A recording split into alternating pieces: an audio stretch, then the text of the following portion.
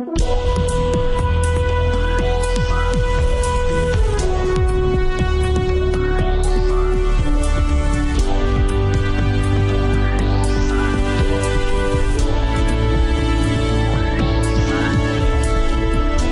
to Real Money Talks, how to make money, manage money, and invest money.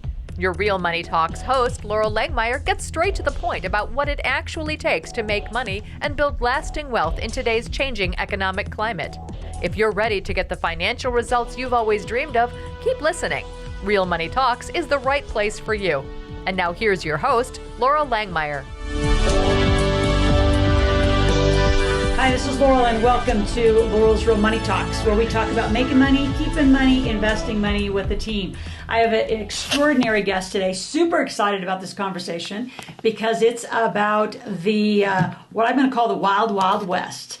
It's about cannabis. It is about the legalization of it, the distribution of it. And I have with me Genifer Murray, who's been in this industry for, years. I'll let her introduce herself. She's been a client at the big table. Her and her dad and I all met. And man, who would have known then that it's becoming what it's going to become? So Genifer, welcome to Laurel's Real Money Talks. Thank you very much, Laurel. I'm very excited to be here. So before you talk about the industry background, talk about yours. Like, how did you get into it? And you were such an early stage, player in the Colorado market. Yes, actually, Laurel, it was the beginning of 2010 before we actually legalized marijuana here in Colorado for adult use. But medical marijuana has been passed here since 2000. It wasn't until the Ogden memo went out in late October of 2009 that stated that Obama was not going to mess with the states that were legal. So that's when all the dispensaries popped up. And actually, I was back in Arizona visiting my dad and just talking to a gentleman at a restaurant, and we just started chatting, and he found out I had a degree in microbiology, and he said, "What do you think about testing marijuana?" And I put my hand up like I'm smoking a joint and said, "Testing?" And he said, "No, silly. Like they test, pharmaceuticals for active ingredients." And that changed my life forever. And I started one of the first cannabis testing labs until about 2015. Then I've done some science consulting and also, started a high-end luxury jewelry line with my father for cannabis and starting the conversation. That's awesome. That is so awesome. So talk a little bit about the history, like when Colorado was the first legalized state, right? Washington would have something to say about that, but no, yeah, technically Colorado and then Washington, and now I believe there's 9 recreational or adult use, as we like to call states, and then more than half medical, and probably more than that are decriminalizing cannabis across the country. Then you have certain countries that are now paying attention, so it is spreading quickly. Awesome. So what year did you start your medical marijuana lab? So I started it in early 2010 in Denver, Colorado, one of the first in the country, actually. Before, like I said, it was adult use, so I had to get a medical card myself and for all my employees so we wouldn't get arrested for, having cannabis in our lab. And so just talk about the history of cannabis. I mean, obviously it's been illegal, watching the tentacles of this and really getting to know some of the more prominent dispensary owners in Northern California and Oregon. It's been interesting to see, there's people in jail, right, still today for what now is legal. I mean, the history is extraordinary. So give kind of a review, because I think there's a lot of people with their hands up. As you know, you and I are talking about doing business. There's no banking for it, merchant service for it. So give a little history, and then I got a whole bunch of questions for you around the opportunities. Yeah, sure. So basically, cannabis has been a medicine since 2900 BC. Wow. It wasn't until the 1930s when basically 2 gentlemen started the propaganda Harry Anslinger, which was the commissioner of basically the DEA then. He was very racist, and he was worried because his team, he had all these employees, and alcohol prohibition just ended, and he didn't know what he was going to do. So he started fabricating stories to William Randolph Hearst, who owned newspapers and magazines. And, of course, Randolph Hearst had a lot to lose because hemp was a far superior material than paper or plastics.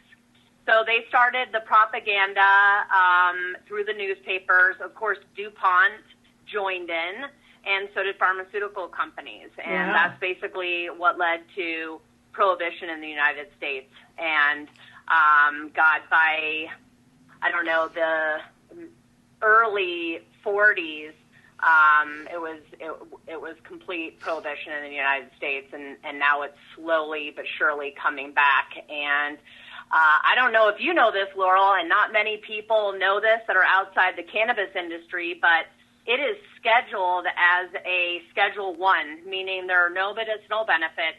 Heroin, meth, they are both Schedule 1 drugs. However, our United States government has a patent on the medicinal benefits of cannabis, and you can look that up, type in marijuana U.S. patent, and it'll come right up. So I don't know what more than that, letting you know that your government has been lying to you for 90 years. So talk about, it's unbelievable. Well, and don't you predict that once this thing really starts running, that the pharmas are going to want to buy out all the smaller guys anyway and just try to, monopolize like they always do?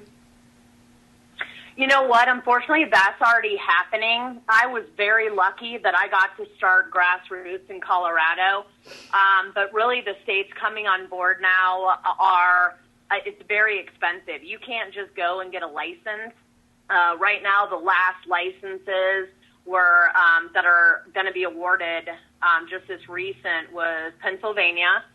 And they only have a limited number of licenses, and you have to pay ungodly amounts of license just for an application that don't refund your money to the tune of $250,000, $500,000 just to throw your hat in.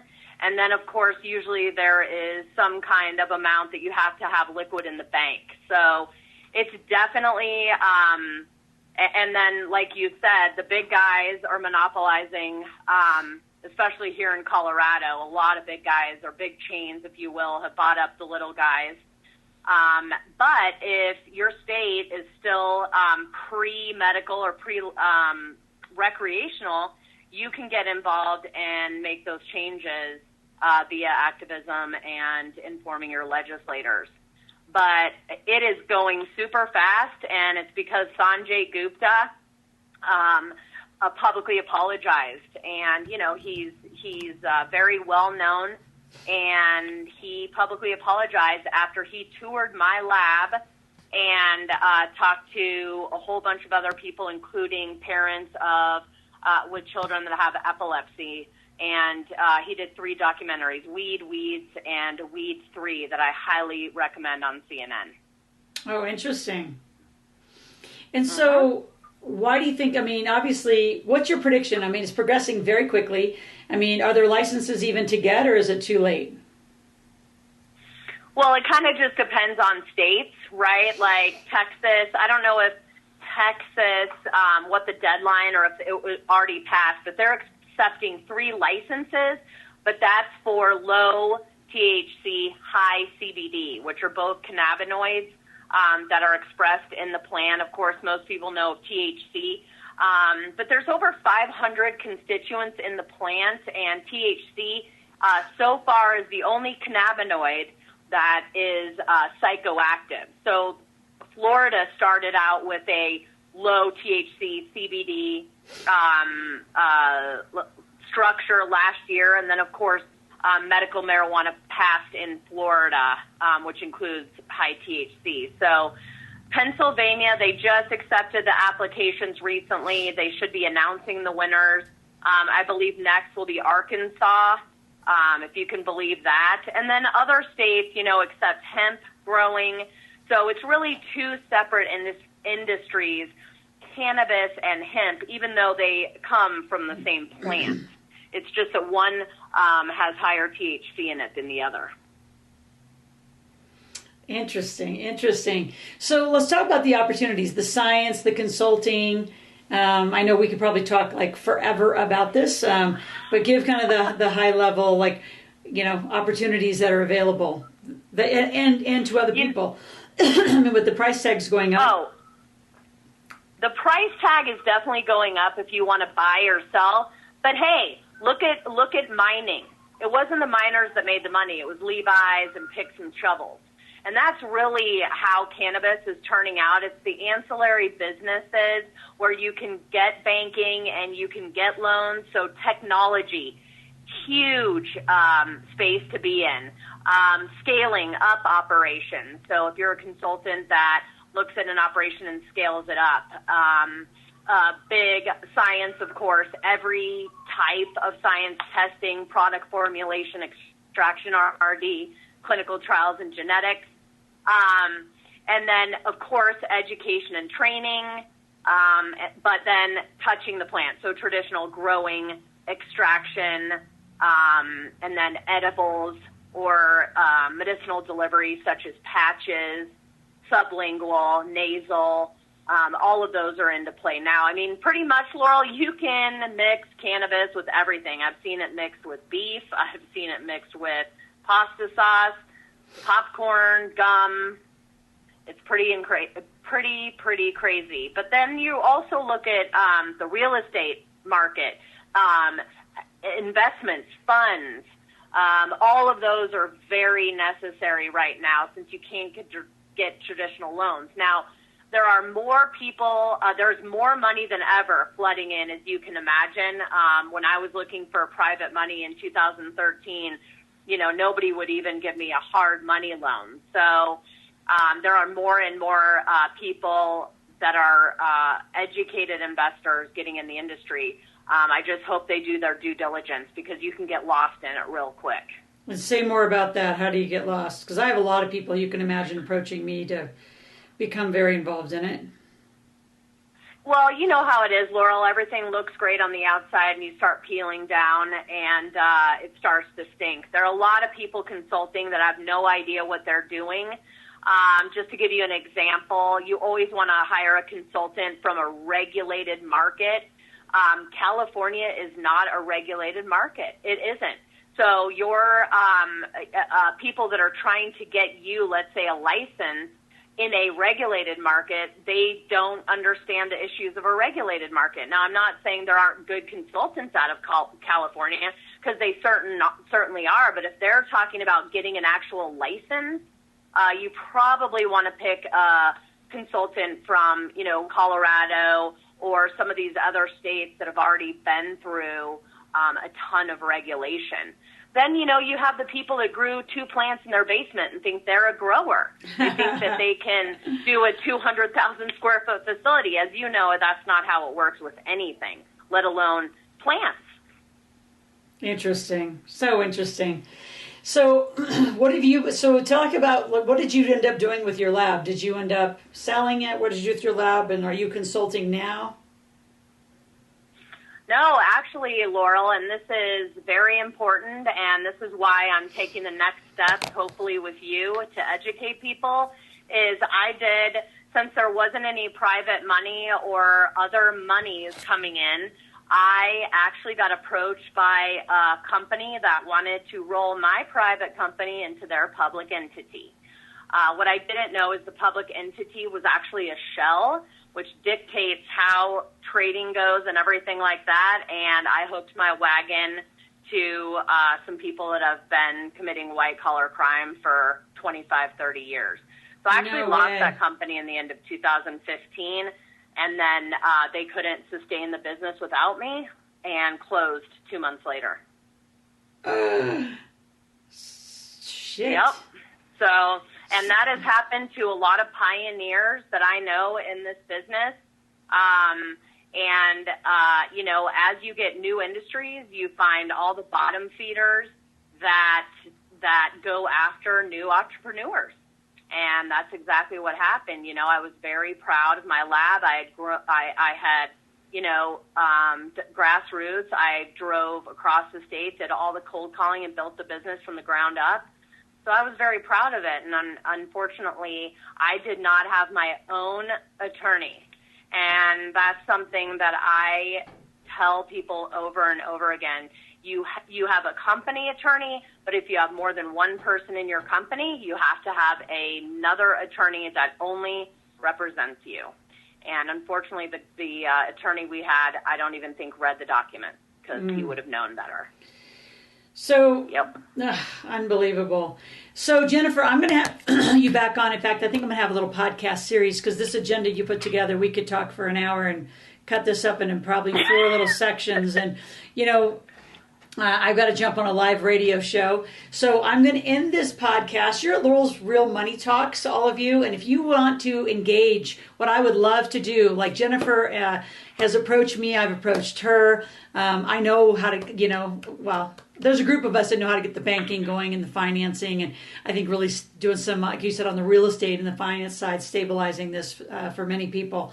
And we really want to target women. Women need a huge opportunity in this and have I just think it's going to be fun to vision this with you, Genifer. So are you willing to come back at another time and we just kind of break this into some groups and we get some people chatting with us?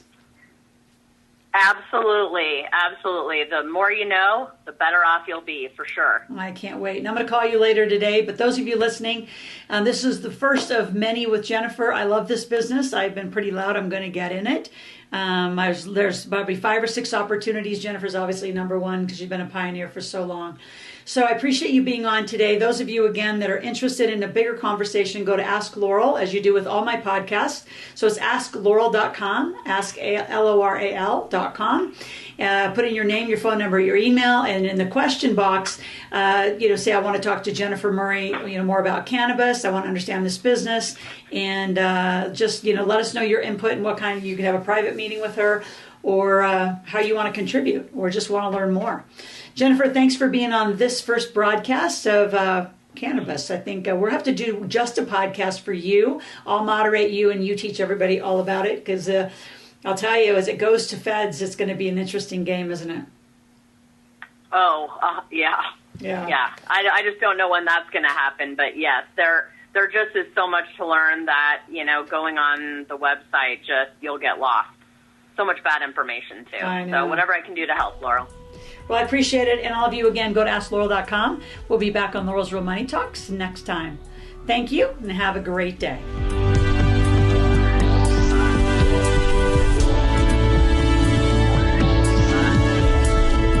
Thank you for joining Laurel for this segment of Real Money Talks, how to make money, manage money, and invest money.